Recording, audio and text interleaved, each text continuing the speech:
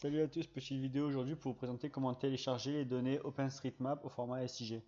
Juste avant, vous pouvez rejoindre la chaîne Tutoriel Géo et bénéficier d'avantages en vous abonnant. Ce sont des abonnements mensuels qui vont de 2 euros par mois à 10 euros par mois et en fonction du type d'abonnement que vous prenez, vous avez le droit à des avantages exclusifs sur la chaîne. Je vous laisse aller voir sur la vidéo, je vous laisse aller voir en cliquant sur le bouton rejoindre les avantages dans lesquels vous pouvez bénéficier et si vous voulez vous abonner, vous pouvez vous abonner comme vous voulez. Je vous dis merci et maintenant on va voir comment télécharger des données les données d'OpenStreetMap format SIG. Alors voilà, donc OpenStreetMap, c'est un projet collaboratif mondial. Je vous laisse aller voir la précédente vidéo pour voir ce que c'est exactement. Projet cartographique collaboratif mondial. Et donc du coup, il y a pas mal d'informations, donc aussi bien des données raster, donc typiquement des fonds de carte, que des données vecteurs. Donc, tac, tac, tac, voilà, les données. Donc on va voir un peu comment ça fonctionne. Avant, j'avais un truc super que j'aimerais vous montrer. Tac, tac.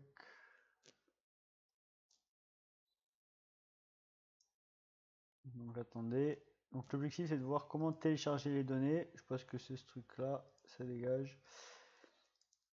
Au format vectoriel et au format raster. Alors, sachant que les données sont utilisées dans le travers d'énormément de portails et qu'il existe énormément de services pour télécharger les données. Donc on va voir ici, je connais le chemin.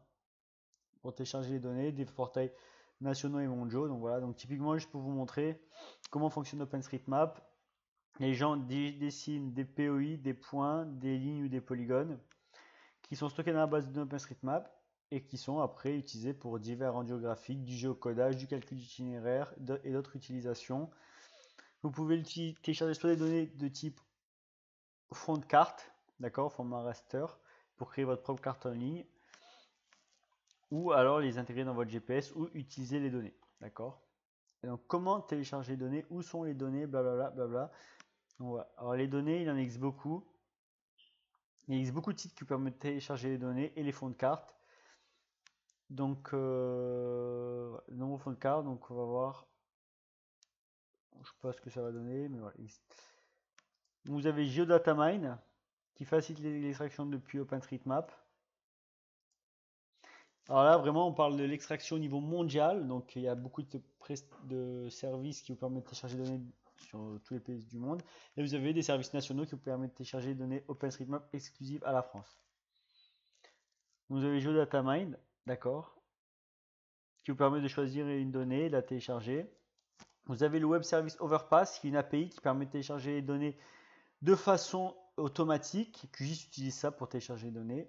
Et vous avez la base de données OpenStreetMap qui permet de télécharger les données au format vectoriel et qui est mis à jour tous les jours. C'est important de dire que tous les services que je vous présentais là permettent de télécharger les données tous les jours. Donc, on va voir GeoDataMine.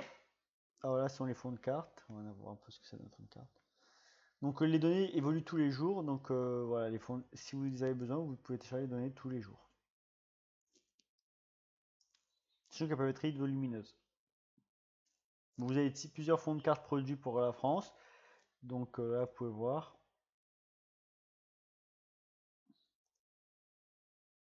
Et vous pouvez créer votre propre fond de carte à partir des bases des données OSM. D'accord, ça c'est important parce que les fonds de carte ça peut être un enjeu.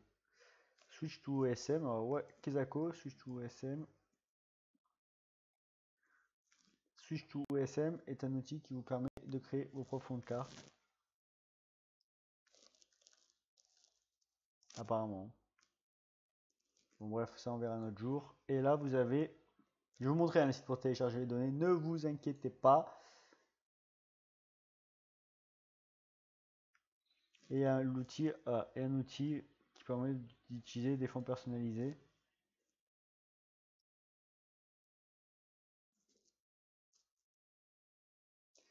La carte peut servir pour de concentrer sur MapContrib est un outil qui est conçu pour cette chose. Alors on fait un peu le tour des outils parce qu'il en existe vraiment énormément.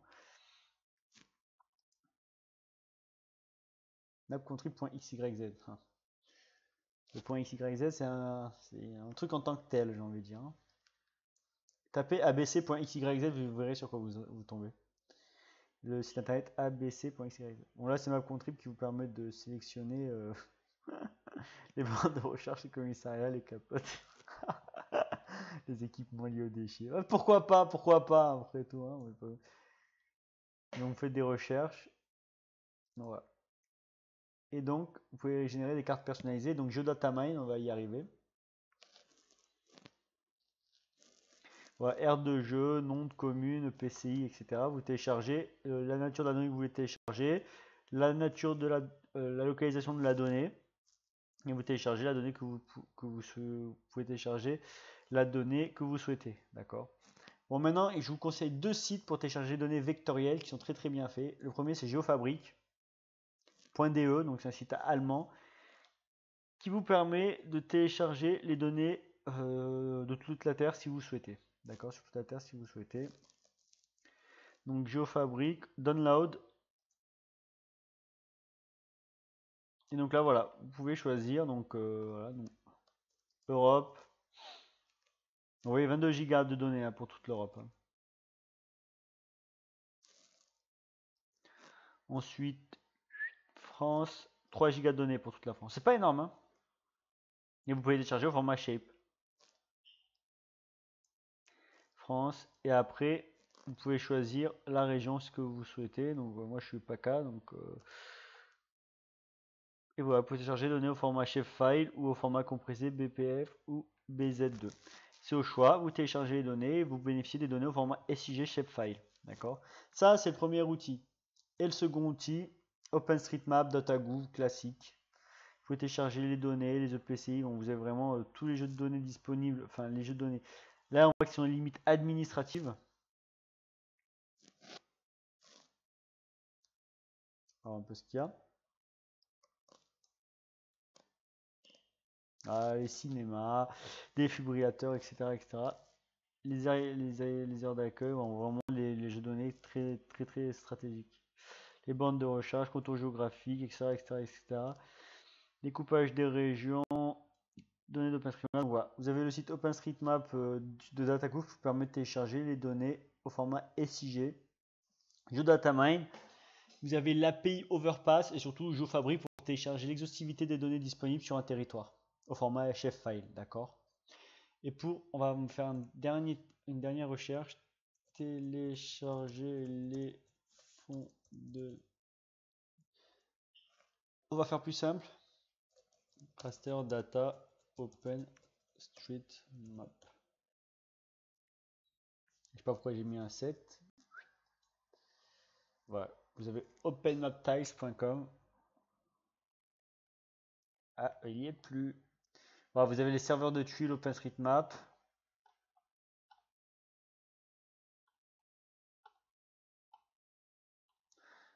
Du coup, on va taper openmaptiles.com.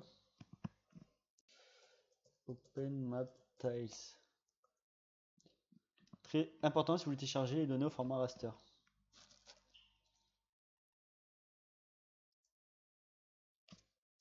Donc tout à l'heure, je vous ai montré comment télécharger les données vectorielles. Et là, on va voir comment télécharger les données au format raster.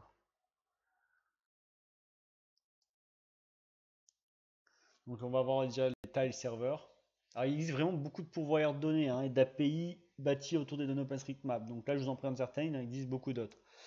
On va voir OpenMapTiles qui vous permet de fournir des données tuilées raster. Alors, donc apparemment c'est un outil, peut-être je ferai une vidéo dessus. Dites-moi hein, si vous voulez voir la vidéo.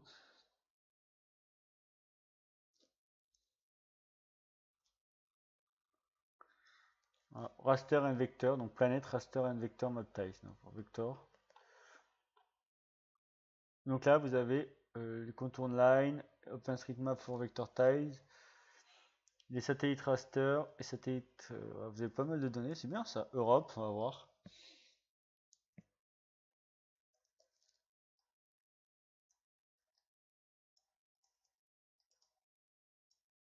On va mettre France. Ah ça fait pardon. Quand je vois les sites comme ça, là, moitié ergonomique, moitié qu'ils sont pas, ça m'énerve un peu, quoi. France. Et vous pouvez télécharger les données Vector Tiles, Raster Tiles. C'est ça qu'il faut choisir. Voilà, il m'a dit chiffre. Je sais pas pourquoi je clique sur France. Il me dit chiffre parce que le temps de rafraîchissement. Ah, ça m'énerve.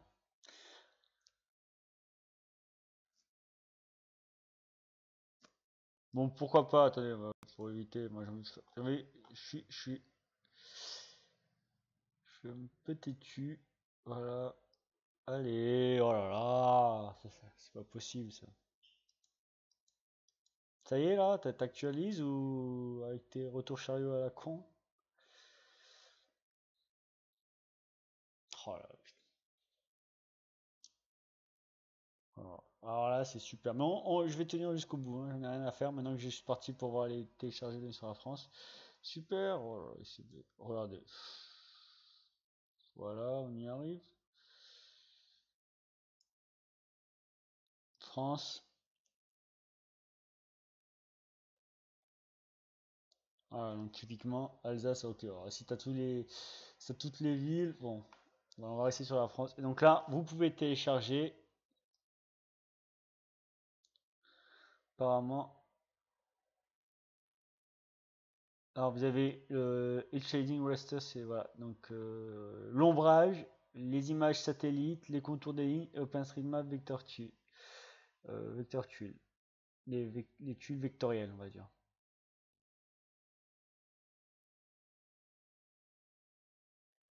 Donc là, on va mettre preview plutôt que download. Là, ce sont des tuiles vectorielles, d'accord, différentes des tuiles raster. Vous pouvez les télécharger, les voir et les télécharger. Donc voilà, moi je vous conseille GeoFabric pour le raster et puis pour le vecteur, on va voir un peu là. Alors pour le vecteur GeoFabric. Et pour le raster, vous pouvez aller sur les pages. Ouais. Vous pouvez aller sur la page Wikipédia pour voir où télécharger les rasters. Sinon, vous avez OpenMapTiles qui a l'air pas mal. Et sinon, vous pouvez les télécharger avec QGIS.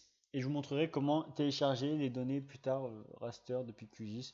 Mais des vidéos existent déjà sur la chaîne hein, pour télécharger. Voilà, là, continue, c'est l'accès immédiat défini. Donc là, voilà, vous pouvez télécharger les couches vectorielles tuilées. Donc, je vous remercie d'avoir regardé cette vidéo et je vous dis à bientôt pour de nouvelles vidéos. Salut!